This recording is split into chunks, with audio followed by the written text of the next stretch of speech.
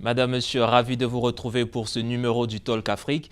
Il a envahi toutes les rues d'Abidjan, que dis-je, de la Côte d'Ivoire. Le Nouchi, c'est notre créole en quelque sorte, qui est parlé par presque toute la Côte d'Ivoire. En Côte d'Ivoire, on parle le français bien sûr, mais on parle aussi le Nouchi, une forme d'argot à l'origine utilisée dans la rue par des jeunes pour pouvoir communiquer entre eux sans être compris du grand public, mais qui s'est démocratisé jusqu'à devenir une référence culturelle commune aux Ivoiriens. Certains vont jusqu'à dire qu'il s'agit d'une langue à part entière. Le Nouchi, un simple phénomène ou identité culturelle purement ivoirienne. Nous en parlons aujourd'hui avec Dr Dodo Jean-Claude, sociolinguiste à l'Université Félix Houphouët-Boigny d'Abidjan. Merci à vous.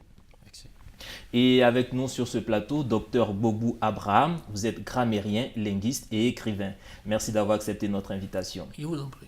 Alors, messieurs, d'entrée de jeu, en Côte d'Ivoire, on assiste donc à l'émergence de ce parler qui n'est ni du parler ivoirien, ni du français, une sorte de créole propre à l'ivoirien. D'où vient ce parler particulier aux Ivoiriens, Docteur Bogbou Abraham? Oui, M. Soumoro, je pense que c'est un parler à l'ivoirienne. Dire que le Nouchi n'est ni un parler ivoirien, ni du français, c'est pas trop juste. Je pense que le Nouchi est spécifique aux Ivoiriens. C'est un parler des Ivoiriens. Et selon l'histoire de ce parler, il y a plusieurs pistes historiques. Mais nous retenons que c'était au départ dans les années 70. Un Français utilisé par un certain Moussa en Côte d'Ivoire. C'est Moussa qui parlait ce français et petit à petit, il a envahi les rues du pays, en milieu urbain, en milieu rural. Et ça a progressé jusqu'à aujourd'hui. Il est devenu à la fois un parler des scolarisés, des déscolarisés et ceux qui ne sont même pas allés à l'école. Ce français a donc pris de l'ampleur aujourd'hui en Côte d'Ivoire. Il est devenu un parler à l'ivoirienne, donc un nouchi ou ivoirisme. Voilà. Alors, docteur Dodo Jean-Claude, vous qui faites la promotion du Nouchi en quelque sorte, le Nouchi, c'est quoi son origine? Il sort d'où? Est-ce qu'il est apparu comme ça? Comme l'a dit docteur Boubou tout à l'heure, Moussa l'a employé. Il vient de quelque part quand même, le Nouchi. Alors, le Nouchi, c'est une variété de français. En fait, en Côte d'Ivoire, on compte 3 variétés de français. Il y a le français populaire ivoirien, qu'on appelle communément le français de Moussa. Il y a le français standard et le Nouchi. Et il y a même une 4e variété de français qui émerge, qui est l'imbrication de toutes ces 3 variétés existantes, qui est le français ivoirien. Alors, l'origine du Nouchi, c'est simple. Le Nouchi est un argot qui a été créé par les délinquants. Parce qu'en fait, le vocable Nouchi désignait voleur. D'accord. Voilà. Et il est apparu dans les années 70.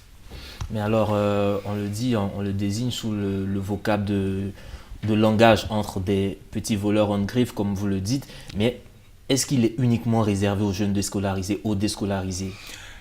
En effet, non, parce que le Nouchi était, comme le docteur Abraham Bogbou l'a dit, c'est un langage des peu ou pas lettrés. Donc ce n'est pas l'apanage exclusif des pas lettrés, mais il est parlé par tout le monde en fait. Voilà. Il est parlé par tout le monde, mais on le retrouve même, c'est pas seulement à l'état parlé, on le retrouve même dans des livres comme le livre de Amadou Kourouma, où Birahima, le jeune Birahima, utilise le Nouchi. Donc ce n'est pas qu'une version parlée, elle est écrite aussi. Lorsque vous parlez de Kourouma et de Birahima, le livre n'est pas entièrement écrit en Nouchi. Parce que le Nouchi, comme je le dis, c'est un parler, mais qui n'est pas encore standardisé. C'est-à-dire que ce n'est pas encore un parler formel. Ce n'est pas encore un parler qui a des normes d'écriture. Ce n'est pas encore un parler qui a une grammaire reconnue en tant que tel. Mais on le parle. Les enfants de la rue le parlent. Amadou Kourouma utilise un personnage pour faire passer un message qui est Birahima. Donc Birahima le dit lui-même en début de texte. Il dit « J'ai coupé cours élémentaire » pour dire qu'il n'est pas allé loin à l'école.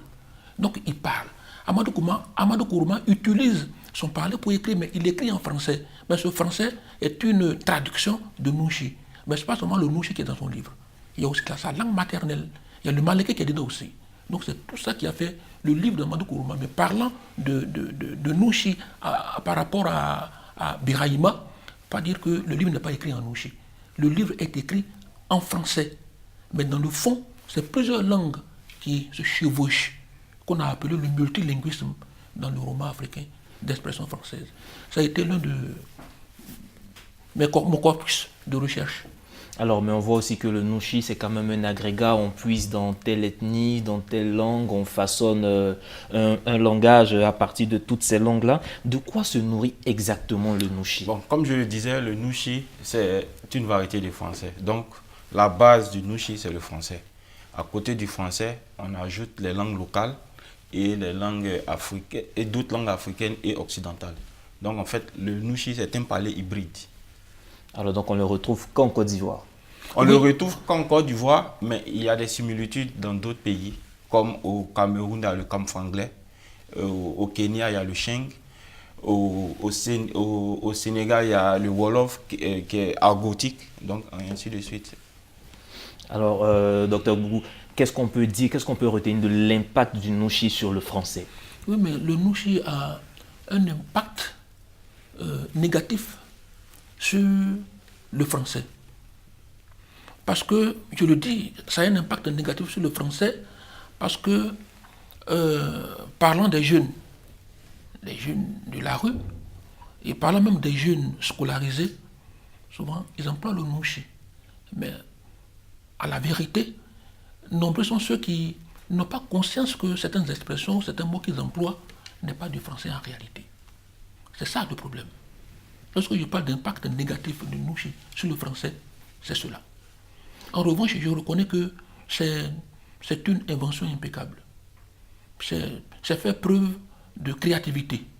Mais tant que le nouchi n'est pas encore formalisé et qu'on l'emploie à l'écrit, ça devient des fautes. Donc une influence négative du nouchi sur la langue française.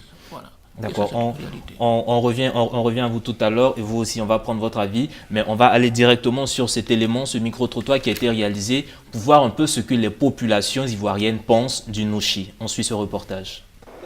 On ne peut pas introduire le nouchi dans le système éducatif parce que ce n'est pas une langue. Le nouchi représente notre identité parce que ça permet les jeunes de nos jours s'expriment mieux en nouchi qu'en français. Nous constatons que le nouchi a des effets bizarres sur les élèves. Parce que les élèves parlent plus le bon français. Donc nous ne devons pas instaurer le nouchi dans l'école. Le nouchi, ce que j'en pense, c'est un mot d'expression qui a fini par s'imposer en Côte d'Ivoire. Le français ne peut pas disparaître parce qu'il y a le nouchi. Si on prend le cas du créole par exemple, il y a le créole qui existe. Mais aussi, c'est dans ces pays-là que nous avons vu les plus grands intellectuels, les plus grands écrivains de langue française. Alors, vous venez de suivre cet élément avec nous. Docteur Dodo, comment vous voyez l'influence, l'impact du nouchi sur nos jeunes élèves, sur nos étudiants? En fait, le nouchi, sur son chemin, sur son cours, le nouchi a, comme le dit Docteur Gobo, a peut-être un impact négatif, mais moi je ne suis pas dans ce sens-là parce qu'en fait, en tant que linguiste, je ne peux pas avoir un jugement de valeur parce que le nouchi, c'est une langue qui est en train de faire son parcours, son chemin. Donc il faut laisser le nouchi aller ou peut-être, je ne sais pas moi, il faut attendre pour voir ce que le nouchi a vraiment comme impact. Si c'est, je dirais, un impact négatif ou positif. Bon, pour parler d'impact, quand on voit que le mot, disons, enjaillé, qui a intégré le dictionnaire, et il y a le mot boucantier qui va suivre en 2020, donc est-ce qu'on peut parler d'impact négatif sur le français?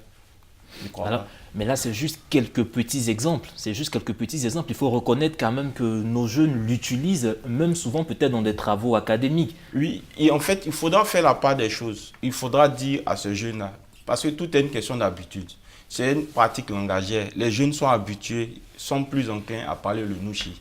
Et malheureusement, ils transposent ce parler à l'école. Et ça se répercute sur leur production écrite et orale.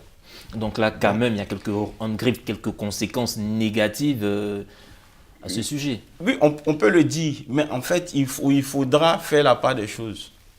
Parce que de façon inconsciente, comme les jeunes ne savent pas souvent qu'ils doivent parler le français standard, qui est langue officielle, et le nouchi. Donc, il y a une sorte d'amalgame dans leur tête, et puis bon.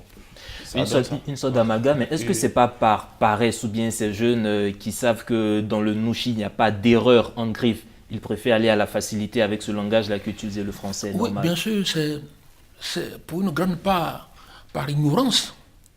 Par ignorance, parce qu'ils ne savent pas que ce qu'ils font n'est pas normal.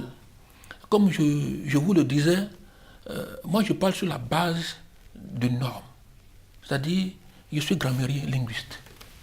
Et quand je dis que le nouchi a une influence négative sur le français des jeunes, c'est parce qu'en utilisant ce parler dans leur production écrite, selon la norme grammaticale, ce n'est pas correct. Je voudrais prendre un exemple tout simple.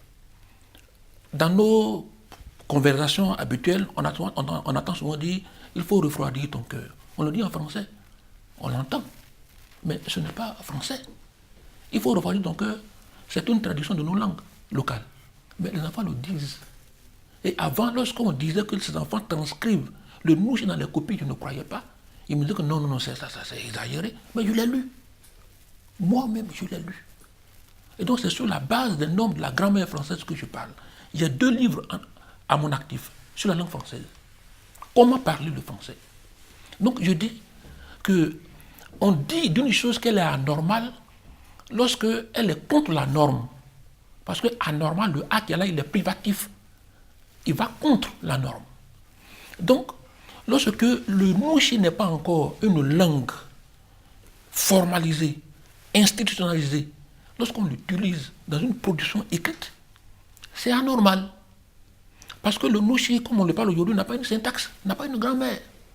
On peut dire que le nouchi, il y a des mots, il y a un lexique. C'est vrai qu'il influence la langue française. Il y a des emprunts lexicaux, c'est vrai. Mais ces emprunts lexicaux ne sont pas encore admis par l'Académie française. Ces emprunts lexicaux ne sont pas encore admis par les grammairiens. Donc, on ne peut pas considérer cela comme une norme. Vous comprenez? Et lorsque on introduit enjaillement dans le nouveau Larousse que j'ai, lorsqu'on introduit Boro, par exemple, peut-être demain, dans le dictionnaire, c'est à cause de l'usage qui en est fait. C'est ça. On introduit un mot dans une langue standardisée par rapport à l'usage. Lorsque ce mot ou l'expression s'impose à l'usage, alors les académiciens peuvent vous dire qu'aujourd'hui, on accepte ce mot. Mais tant que les savants n'ont pas encore donné leur OK, ce n'est pas admis comme une norme. Vous comprenez? Même le mot bissé. Bissé, ce n'est pas français, mais ça a été admis dans le dictionnaire. Dès l'instant que c'est admis dans le dictionnaire par ceux qui veillent sur la norme, ça devient une norme. On peut accepter. Maintenant que ce n'est pas encore fait, il ne faut pas l'accepter. Mais justement, à ce propos, le nouchi, il y a un dictionnaire pour les nouchis. Il y a un dictionnaire nouchi qui existe. Ce dictionnaire, qui l'a conçu? C'est dans quelle école on l'utilise? Il y a des linguistes ou bien des individus qui peuvent s'adonner à ce travail intellectuel pour montrer combien de fois le nouchi est un parler riche. Et c'est vrai. Donc il y a des individus qui ont fait le travail. Et j'en ai à la maison. Le dernier en titre, c'est le vocabulaire du nouchi. José Guébo, il l'a fait. C'est sorti sans publicité chez l'Harmattan. Je vous ai dit que c'est impeccable, c'est très bon. Mais les académiciens, les grammairiens, les linguistes ne sont pas encore assis pour définir une norme de ce parler-là, pour qu'il soit accepté. Donc je peux faire un dictionnaire de nouchi, mais il ne sera pas accepté à l'école.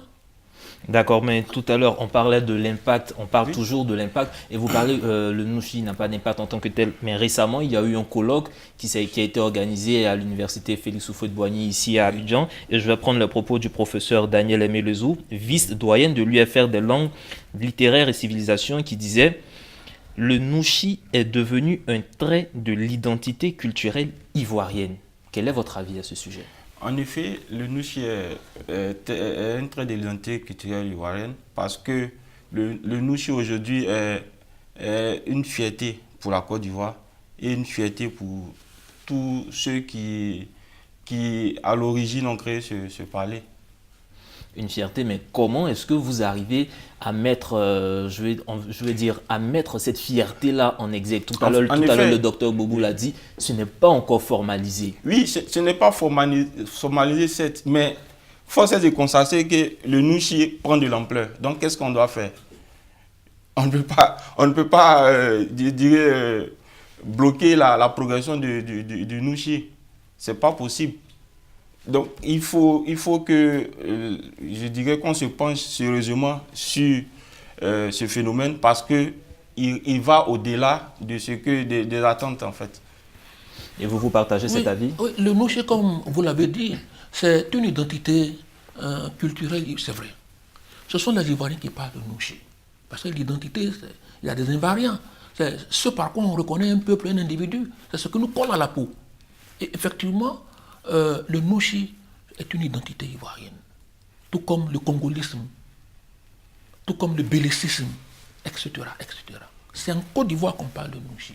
Le Nouchi est une création, une interférence, un mélange des langues locales ivoiriennes et du français. Nouchi, d'abord même morphologiquement, lorsque nous devons faire un décompte, ou bien nous devons faire... nous devons faire une étude morphologique du mot. Nous avons nous et nous avons chi. Les études ont montré que c'est du malinké. Parce que nous, ça veut dire le nez. Et chi, ça veut dire les poils. Donc nous, chi, c'est égal à poil du nez. Vous comprenez déjà que ce mot provient d'une langue locale. Donc le nouchi provient de nos langues locales qu'on introduit dans la langue française. Quand on écrit, quand on parle. Voilà. Et donc, c'est une identité culturelle ivoirienne. Là, je suis d'accord pour ça. Je suis d'accord. Mais ça peut rester au niveau communicationnel, au niveau oral, entre nous. Moi, souvent, j'emploie des mots nouchi, mais je ne me connais pas bien en nouchi. Je ne suis pas fort en nouchi. Souvent, même quand les jeunes parlent de nouchi, je dis, ça veut dire quoi? Donc, vous ne partagez pas cette idée d'en faire une langue officielle? Non, je ne suis pas contre. Je dis que je suis grammairien de formation, grammairien en français. Mais cela me donne d'avoir un esprit beaucoup plus large, une plus grande lisibilité sur le reste des langues. Et je suis pour l'idée que la Côte d'Ivoire est sa langue nationale. Si ça doit être le nouchi, alors on s'assoit et on travaille sérieusement sur la question pour formaliser le nouchi. Parce que comme il le dit, c'est vrai, le nouchi prend de l'ampleur. On ne peut pas arrêter le nouchi. Quelle doit être la solution? Formaliser le nouchi. Pour que si le nouchi doit être notre langue nationale, qu'elle le soit. Et comment est-ce qu'on arrive à formaliser ce nouchi-là, justement? En fait, il faudra aller progressivement, parce que c'est une langue qui est en construction. Donc, c'est le temps qui va définir tout cela.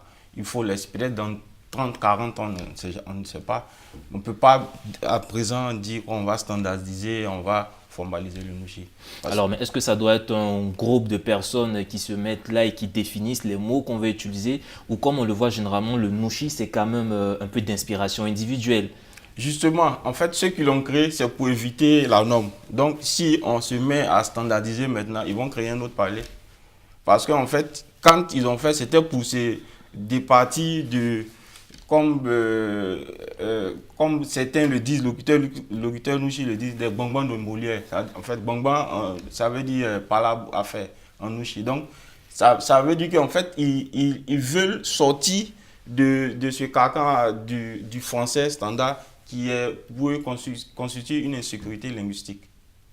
Une insécurité linguistique. Alors, mais si on veut comprendre, si je veux comprendre tel que vous partez, ils essayent de construire un langage pour parler entre eux, pour ne pas être compris de tout le monde.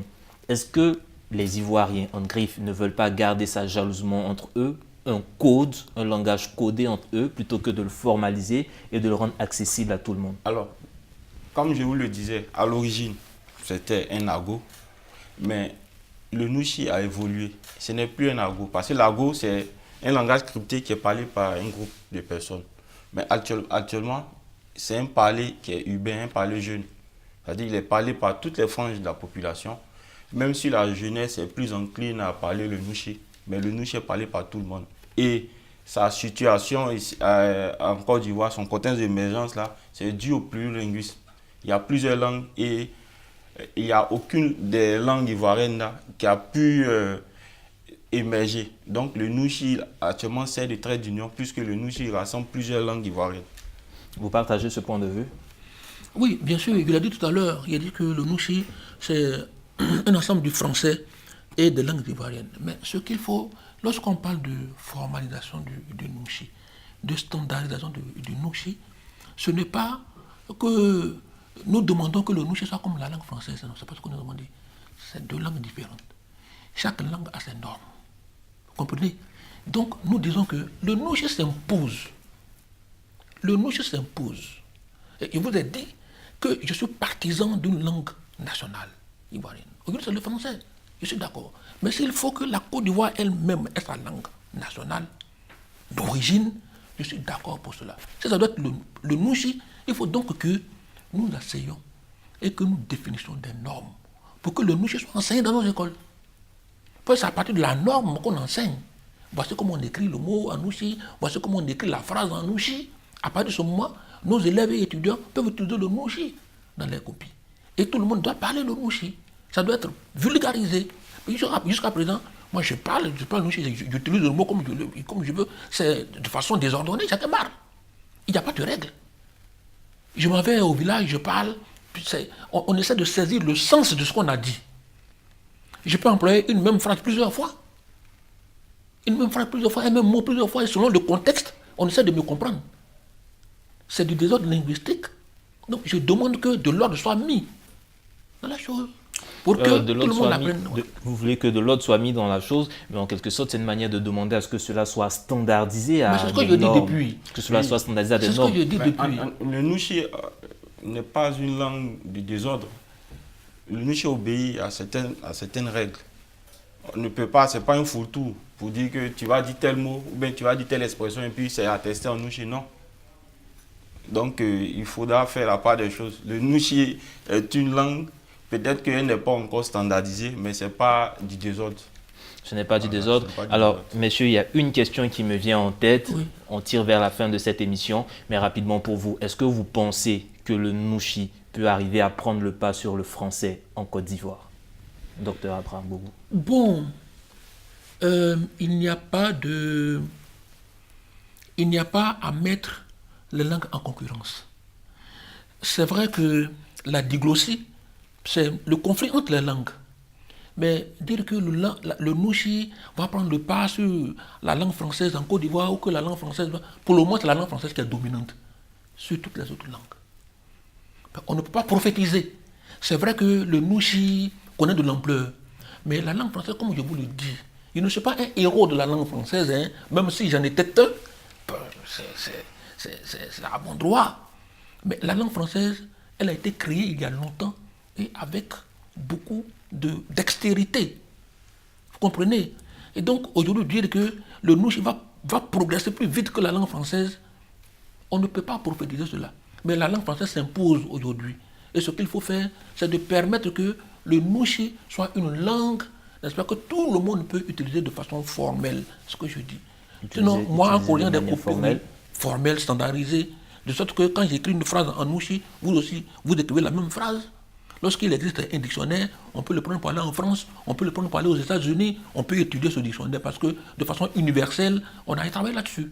D'accord. Mais vous, docteur Dodo, vous qui faites la promotion du Nushi, vous voyez comment le Nushi a évolué ces dernières années, cette force avec laquelle les Ivoiriens revendiquent le Nushi. Oui. Est-ce qu'on peut dire que dans 10 ans, 20 ans, le Nushi aura un mot à dire, aura son pion sur le français en Côte d'Ivoire? Bon, moi je dirais que d'une part, le Nushi pourrait constituer une menace pour le français ivoirien, compte tenu de l'ampleur que ce phénomène a, surtout dans les domaines de prédilection du français qui sont l'école, les administrations.